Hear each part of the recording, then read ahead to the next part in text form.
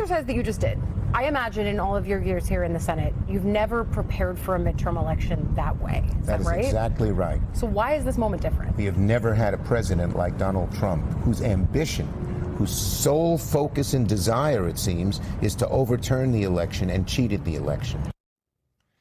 So behind closed doors this week, Democratic senators were running through what Minority Leader Chuck Schumer called doomsday scenarios surrounding this November's midterms. The simulations are part of a broader effort in anticipation of threats that Democrats believe could emerge from President Trump and his allies, from misinformation campaigns to potential disruptions at polling places. Republicans, however, argue that Democrats are exaggerating the risks. Let's bring in MS Now senior Capitol Hill reporter and the host of Way Too Early, Ali Vitale. You just saw her there with Senator Schumer. Ali, good to see you. Talk to us, if you will, about what the minority leader says they're preparing for. I mean, look, this is happening just steps away from the Senate floor yesterday in a room where almost a dozen senators gathered with top election officials, or rather experts, to game play some scenarios that they're thinking could happen in the lead up, on the day of, and after Election Day in November of 2026. And I think the fact that Senator Chuck Schumer is involved, this is not an effort of rank and file senators. This is led from the top because Schumer feels there is enough information to go off of from the president's own statements, not just in recent weeks, but in recent years, casting doubt on elections that Republicans lose. To Schumer's mind, it says that Democrats have not just an edge going into the midterms, but that they need to be able to have some reflexes to draw upon if there are attempts to sow disinformation or send federal troops to polling places. Those are just some of the fears that he has. And so they're doing these closed door scenarios to try to mock what it might look like and what the response should be. I got to look into the room, Lemire, and it was really a U-shaped setup of tables. Senators were given a notepad, a water bottle, and they were able to kind of game play some of these scenes. But the fact that they are doing them is really just so striking, and I think speaks to where Democrats see this country right now. And it also doesn't happen in a vacuum, right? Because when I asked Senate Minority Leader Chuck Schumer about the landscape that they're doing this in, listen to what he told me.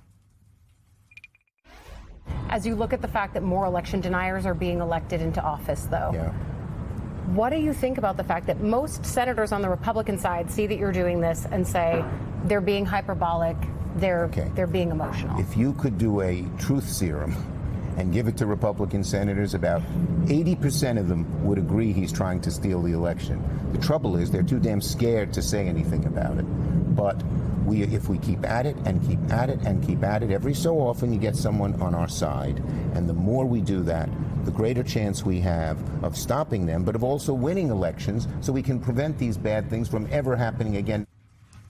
So certainly Democrats planning for the worst case scenario, Caddy, even as Republicans say they're being hyperbolic. And look, they may yet be right. We just don't know what we're going to see come November. Ali, you spend a lot of time speaking to senators, both Democratic and Republican senators. When Chuck Schumer there says 80% of them, given truth serum, would agree that the White House is going to use dirty tricks to try to sway the election, do you think he's right? Do you think Republicans do fear that as much almost as Democrats do? I think he may be right that there are some Republicans that are concerned about that. I also think that the 80% number might be inflated because so many of these Republicans have been keen to give leeway to this White House because of the political power that the president has in the party, which I think is striking that continues even now because he is entering what will be a lame duck period of his presidency. Nevertheless, I think that the focus for Democrats, this is happening in the House, this is happening in the Senate, it's happening with outside groups, Democrats just trying to game plan for all of these scenarios.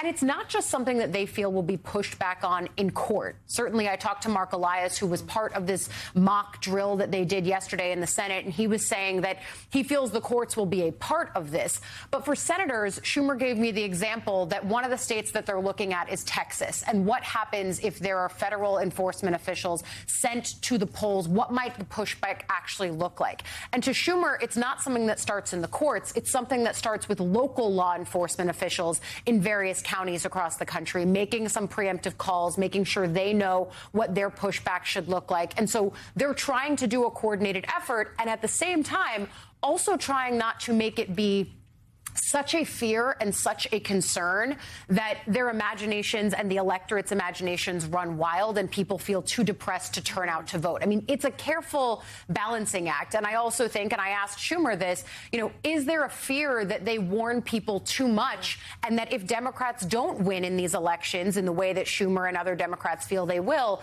does that then not lead to the same self-fulfilling prophecy that they're warning that Trump is stoking? Schumer really dismissed that out of hand and said, no, we have reason to be doing this kind of prep work. Look no further than what the president himself has said from both the White House in recent weeks, but even 10 years ago when he warned in 2016, if I lose this election, it's rigged. He didn't lose that election, so those claims went away until 2020 when he did lose. But they feel they have enough to go on here. And again, I cannot get out of my head that we were steps away from the Senate floor.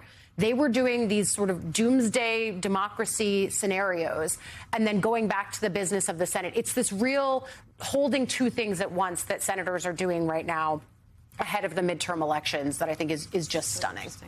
And, of course, it was in that very building where we saw an effort to overturn the election on January 6th. MS Now senior Capitol Hill reporter and host of Wait Really, Ali Vitale. Ali, great work. Thank you so much. And John Hyman, Ali makes a good point about the delicate balance that Democrats are trying to strike here, where they do have to put out these public warnings. And they do have to do some game planning because it certainly seems as if some efforts may be underway.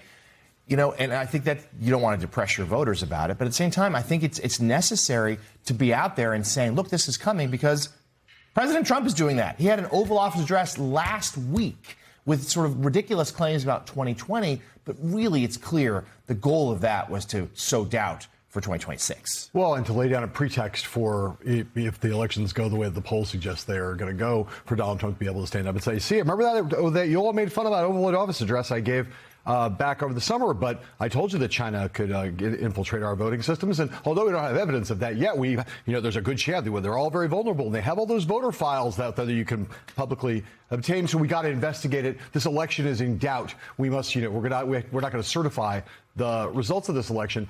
I think, Jonathan, you've been covering the big lie since the beginning, right?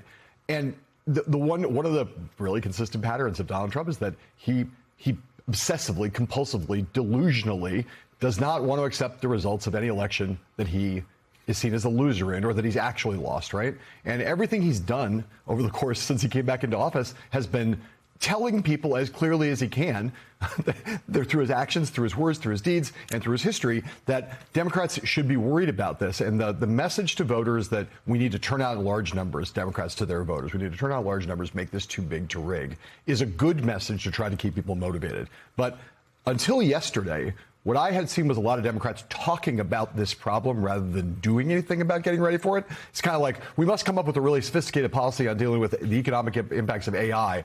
Well, what's your policy, Senator? Well, we're talking about the thing without actually coming up with the thing you're talking about. Democrats have been warning about this now for the past 15, 16 months. This was the first time you'd seen some kind of an actual, let's get together and do a war gamed out scenario of what we would actually have to do if specific things take place in November. And I think if Democrats don't do a lot more of that, not necessarily on a big public stage, but behind closed doors, as they did yesterday, they'd be nuts not to be taking this that seriously. Yeah, we've heard some governors issue similar warnings. Also, you're right. I remember the opening scene of my book, titled The Big Lie, was Donald Trump in an August rally in Ohio. Right. Warning that the general election could be rigged. That's the first time we've ever heard a presidential candidate say something like that. He, of course, has been sort of repeating that theme for a decade now. And, again, for his purposes, earlier this week, he got his single best headline on any topic in months when the state of New Jersey had to acknowledge that a few hundred voters were, non-citizens were mistakenly added to the voting rolls, and some did. And it was a mix of Republican independents and statistically insignificant. Not to diminish it.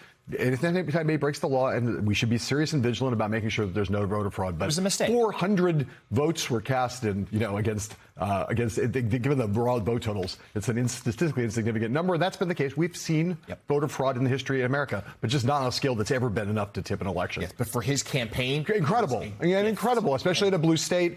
And I'll just say, Donald Trump doesn't throw every punch he telegraphs. But every punch he throws, he does telegraph. And he's been telegraphing this one for a pretty long time, so you better get ready for it. Yeah, this one's coming. Agree.